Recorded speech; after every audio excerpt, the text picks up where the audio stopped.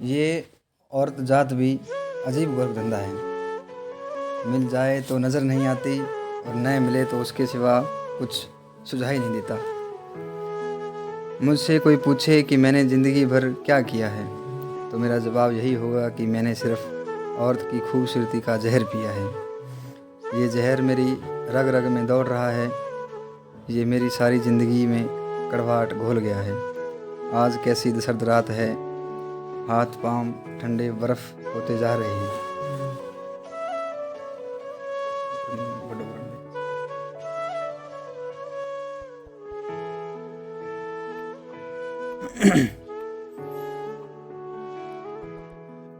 हाथ पांव ठंडे बर्फ़ होते जा रहे हैं। बाहर हवा कितनी तेज़ चल रही है, जैसे बंद दरवाजे और बंद दिलों को आज झिझोड़ने पर तुली हुई हो।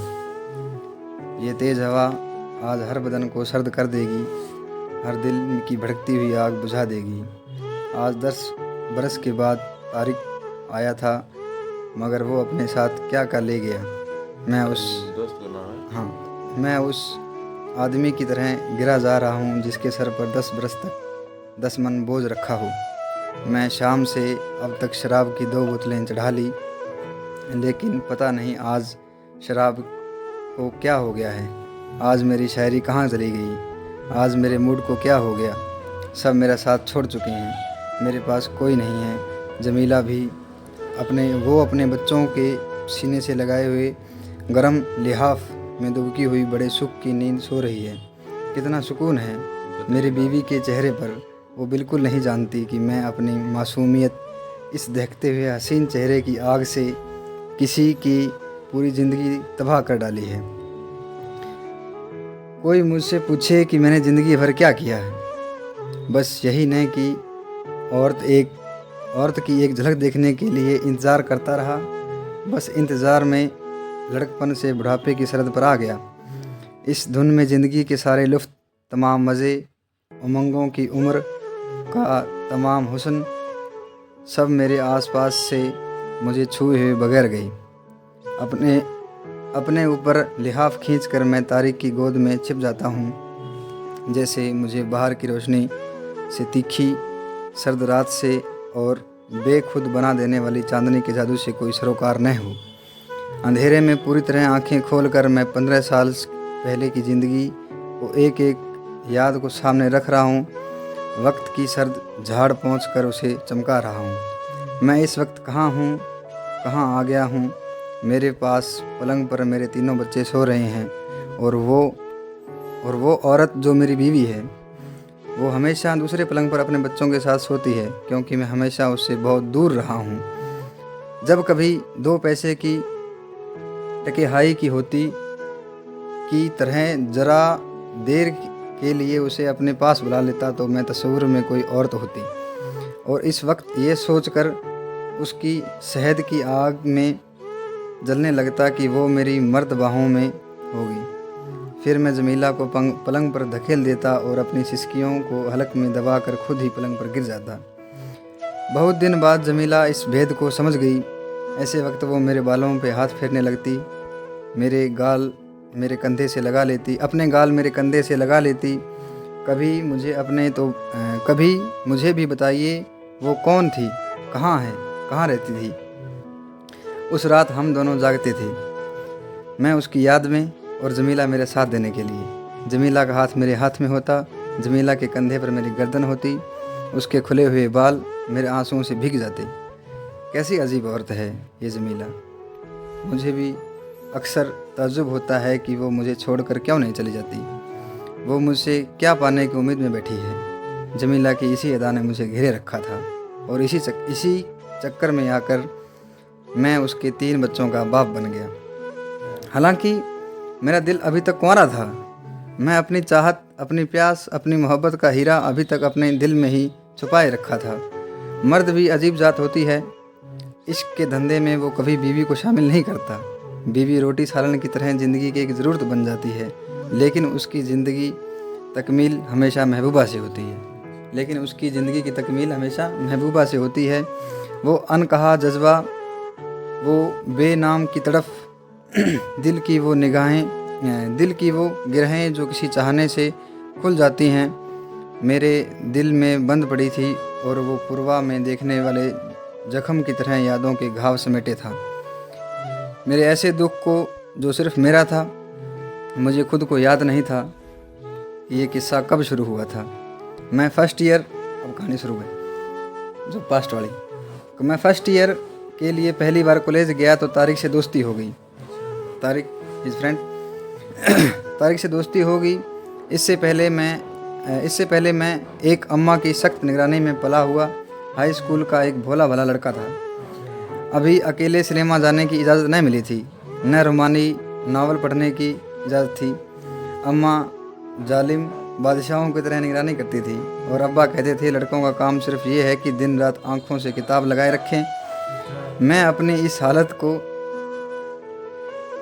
हालत पर काने हो चुका था, काने मतलब आदी हो चुका था कि शरीफ लड़कों का यही काम होता है।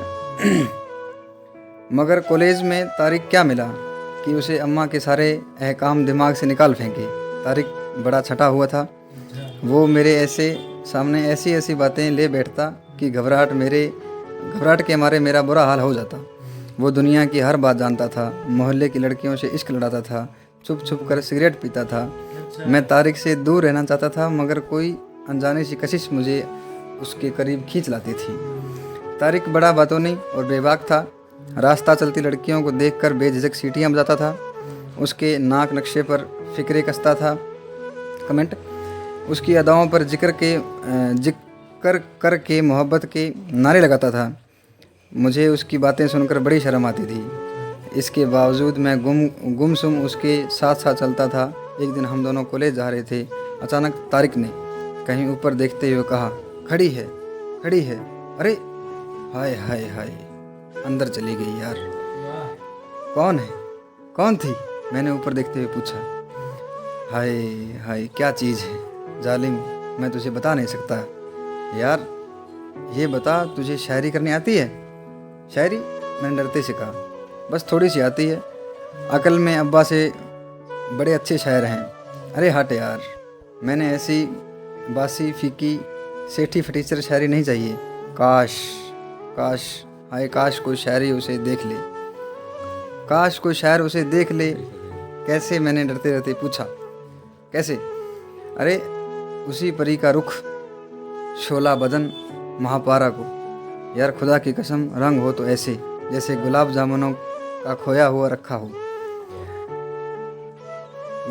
खोआ गुंधा रखा हो, और उसके होठ ऐसे रसीले कि वो बड़ी शरारत से मेरी तरफ देखने लगा।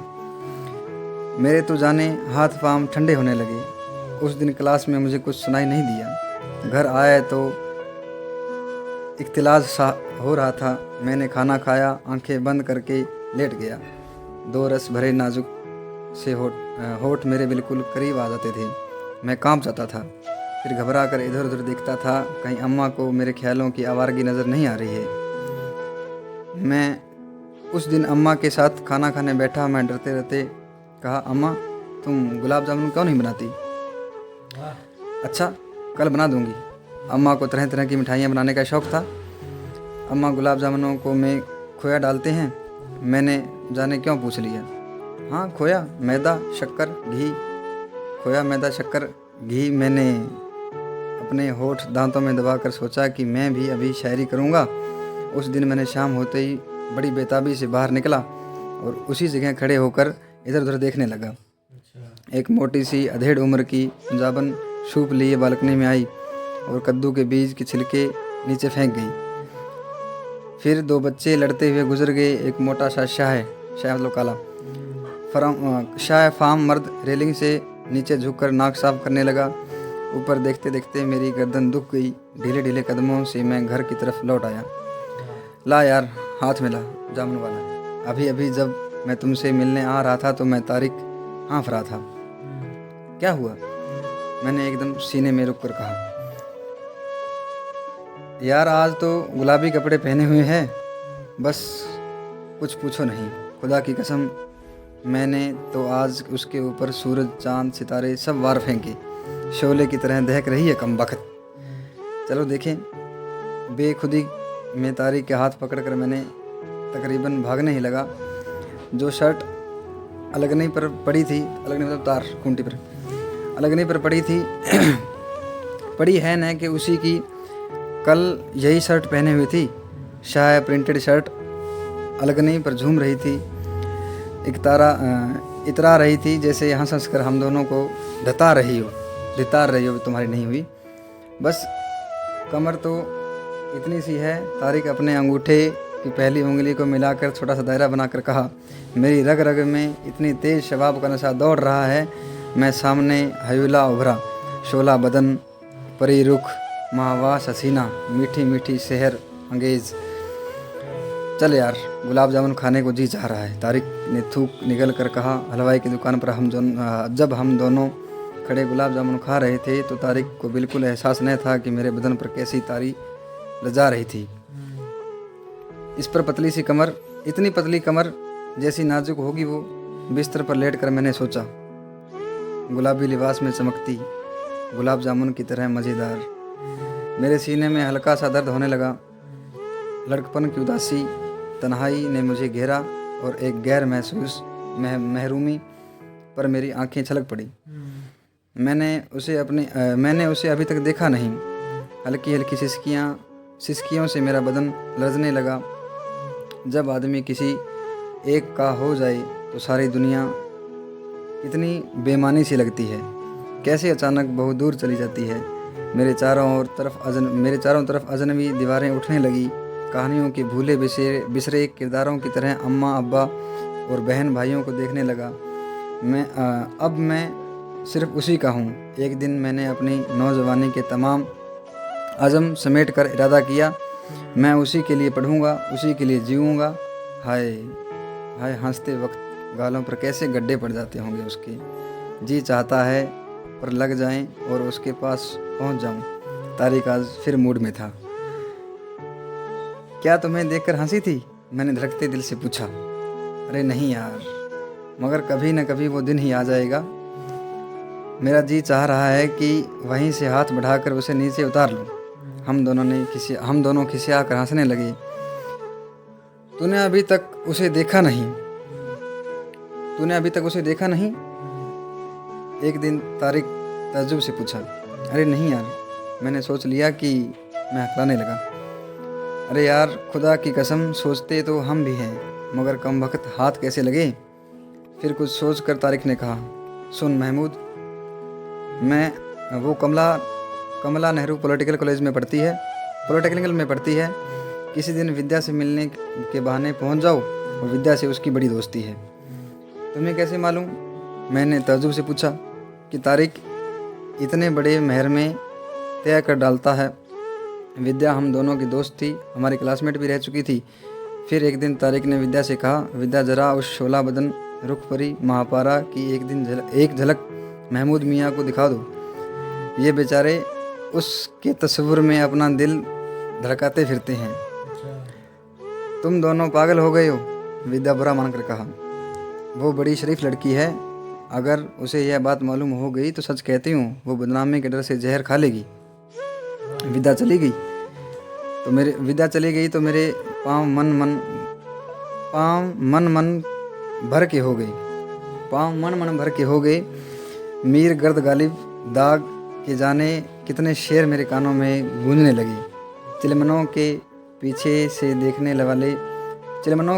देखने वाले उस मुखड़े में सौ जान निसार हो गया। एक पर्दा नशीन हसीना के तस्वुर में मैंने अपने हवस आलूद दिल से बहुत ऊपर बिठाया। कई बार कमला नेहरू पॉलिटेक्निकल कॉलेज में गया, मगर इस ख्याल से दिल दहल गया कि कहीं मेरी नज़र उस पर न पड़ जाए। वो एक मरवाई हस्ती थी, उसके गिर्द में घूम रहा था। मैं उसको पाने की जुस्तजू में मरा जा रहा था और उसे देखने की ताब नहीं रखता था। आज मैं सोचता हूँ कि ये कैसा अफलातूनी इश्क था मेरा। मगर उस वक्त अंग्रेज़ी नॉवेल, उर्दू शायरी और न्यू थिएटर्स की फिल्मों ने मेरी उठती जवानी को एक ऐसा रोमानी रंग सा दिया था जिसे बाहर निकलना मुश्किल था। जब दिल में कोई भेद हो तो बदन कैसा भारी भारी लगता है।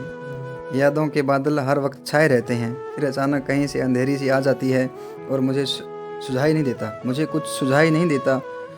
दूर कहीं से अपने आप को ख्वाबों के दहशत में तन्हा भटकते हुए देखता हूँ। ये सब कैसे हो गया था, मैं खुद हैरान था। अंधेरी रातों में अचानक कहीं से बादल आ जाते हैं और बिजलियाँ दिल दहलाने पर तुल जाती हैं, तो मैं फ़ौरन रज़ाई में मुँह छिपाकर लेट जाता हूँ। मेरी 5 बरस की लड़की राशिदा हंस हंस कर कहती है, अब्बा बिजली से डरते हैं? उसे क्या मालूम, मैं जाने किस किस से डरता हूँ। ठंडे मोतियों जैसे माँ की पुकार मेरे दिल में आग लगा देती है। उसे देखने जाने में कितने मौके आकर निकल जाते ठंडे मोतियों जैसे माँ की पुकार मेरे दिल में आग लगा देती थी। उसके देखने जाने कितने मौके आकर निकल गए, लेकिन मेरे दिल में उसका एक मध्यम सा तस्वुर सलीब की तरह जम गया। मैं इस मुहिम से हवेले को एक जिंदा बदन दे दिया, एक हया परवार किरदार जिसकी अजमत उसे याद करने में थी, उसे छूने या पाने में नहीं। फिर मैंने शायरी शुरू की। एक शक्कर लब, शोला बदन, परी रुख के लब और रुखसार की शायरी तारिक ने सुनी तो खूब दाद दी। फिर जब मैं इंजीनियरिंग का डिप्लोमा ले आया तो मेरी शायरी कॉलेज से निकलकर शहर के शायरों तक पहुंच गई। मैं कॉलेज की लड़कियों का पसंदीदा शायर बन गया, लेकिन मेरे दिल की आग और भी भड़क उठी। दुख और जुदाई के आंसुओं में डूबे हुए अपने अशार पर मैं खुद ही रोता था।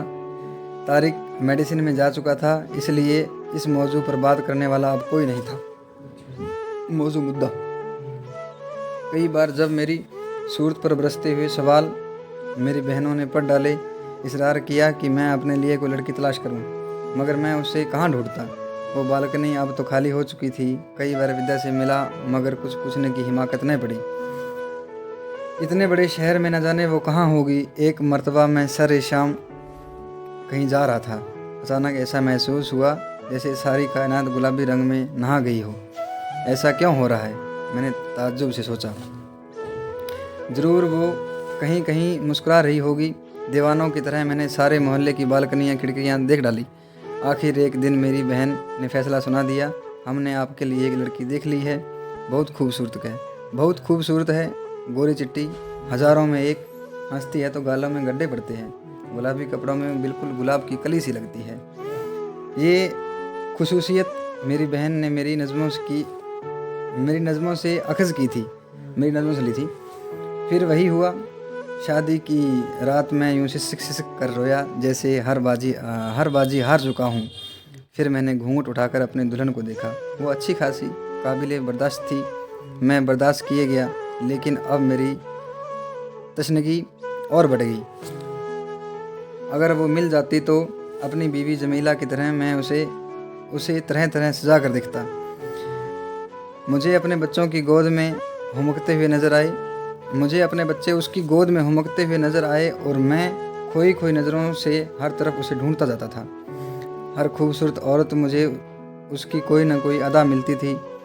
मैं चंद दिन उसी औरत का दीवाना हो जाता था। उसे याद करने के लिए मैंने शायरी की और भुलाने के लिए मैंने शराब चखी। फिर मैं शराब में डूबता चला गया, मगर वो मुझे और भी याद आने लगी। उसकी याद मेरे रगों में खून बनकर दौड़ने लगी। मैं सारा दिन ऑफिस में गुजारता, शाम को क्लब जाकर शराब गर्क होता, रात भर टहल कर शायरी करता।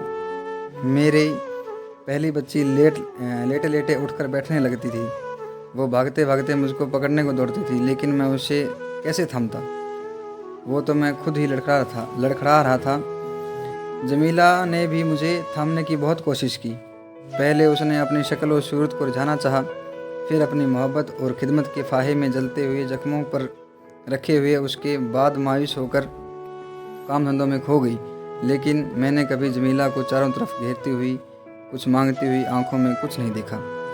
मैं हमेशा उसकी तरफ से करवट बदल कर सोया था। और आज 10 वर्ष बाद तारिक आ गया। वही रोशनियां बिखेरते हुए वैसा ही तेज़ तरार उसने ज़िंदगी के सारे मज़े चखे थे। 6-7 इश्क किए और फिर अजनबी औरत से शादी भी कर ली। उसके बावजूद वो भी मस्त गा रहा था, हंस रहा था, मुझे हंसाने की कोशिश कर रहा था। मैं उसे देखते ही मेरे सब्र का पैमाना छलक उठा। मेरा जी चाहा तारिक से लिपट कर खूब रोऊं। वही तो मुझे इस आग में धकेल गया था। मैंने तय कर लिया था कि आज अपनी रुमानी का सारा हाल सुनाऊंगा। मेरे उदास चेहरे और आंसुओं में भीगी हुई आंखों को देखकर उसने मुस्कुराते हुए पूछा, और सुना यार, अपने अफलातूनी इश्क का अंजाम। मेरे जवाब देने से पहले जमीला अंदर आ गई और हाथ में स्नैक्स की ट्रे लिए नज़रें झुकाई। चुपचाप उसने झुककर तारिक को सलाम किया। तारिक ने बड़े गौर से देखा और एकदम उछल पड़ा। घबराहट में उसने कई सलाम कर डाले और जमीला चाय लेने के लिए अंदर गई तो चलाकर बोला, ये क्या बात हुई यार, तू तो हमारा भी उस्ताद निकला। क्यों, क्या हुआ? मैं परेशान हो गया। तो बना डाला तूने उस परी रुख शोला वदन महापारा को अपनी बीवी। ला यार, हाथ मिला गुलाब जामुन वाला। वाह वाह, क्या बात है।